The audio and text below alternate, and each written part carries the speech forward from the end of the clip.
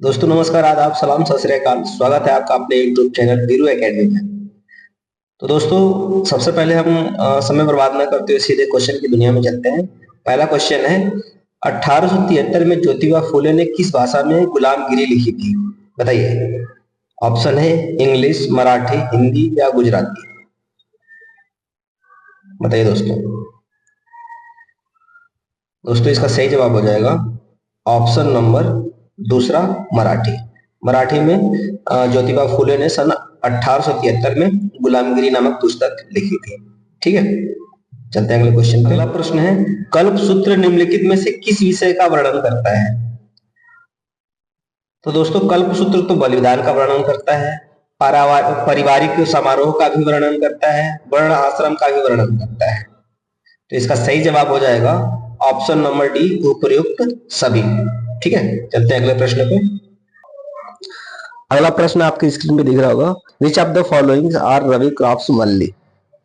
निम्नलिखित में से कौन सी केवल रवि की फसलें हैं? केवल रवि की फसलें हैं। पहला ऑप्शन है मक्का और मटर। दोस्तों मटर तो रवि की फसलें हैं, लेकिन मक्का रवि की फसल नहीं है। जौ और चना, जौ भी रवि की फसल है और चना भी रवि की फसल है। धान और कपास, दोस्तों धान तो खरीफ की फसल है, जबकि कपास रबी की फसल है। गेहूं और ज्वार, तो गेहूं, अगला ऑप्शन है गेहूं और ज्वार। गेहूं तो रबी की फसल है, लेकिन ज्वार रबी की फसल नहीं है। इस वजह से ऑप्शन नंबर दूसरा सही हो जाएगा, जौ और चना। ठीक है, अगला प्रश्न पे चलते हैं। प्रधानमंत्री की नियुक्ति किसके द्वारा की जाएगी? बताइए। भारतीय संविधान के अनुसार प्रधानमंत्री की नियुक्ति किसके द्वारा की जाएगी? इसका सही जवाब हो जाएगा ऑप्शन नंबर दूसरा, भारत के राष्ट्रपति के द्वारा की जाती है। ठीक है, चलते हैं अगले प्रश्न पे। अगला प्रश्न है, भारतीय संविधान के किस अनुच्छेद के अंतर्गत एक मंत्रिमंडल का होना अनिवार्य है जिसका मुखिया प्रधानमंत्री होगा? बताइए।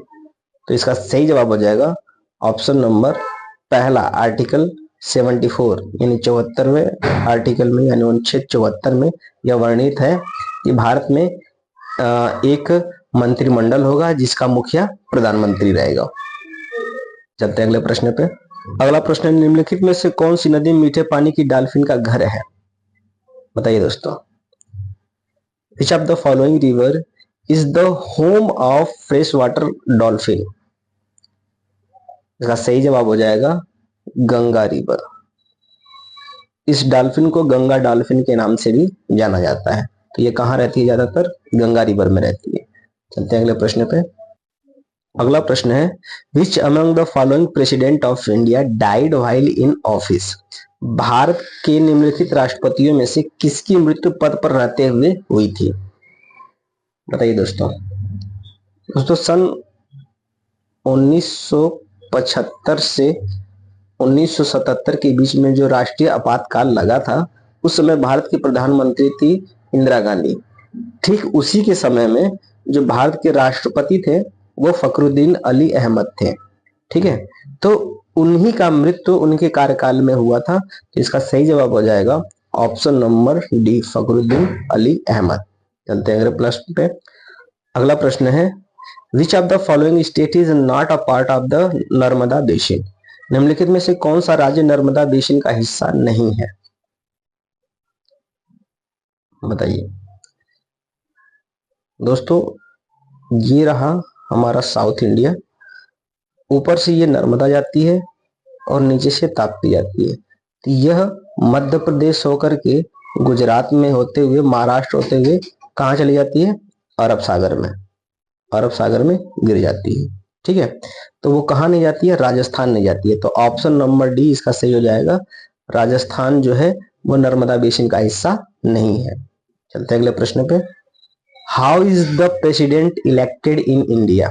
भारत में राष्ट्रपति का चुनाव कैसे होता है? प्रत्यक्ष चुनाव, राज्यसभा सदस्य द्वारा, लोकसभा सदस्य द्वारा या अप्रत्यक्ष चुनाव?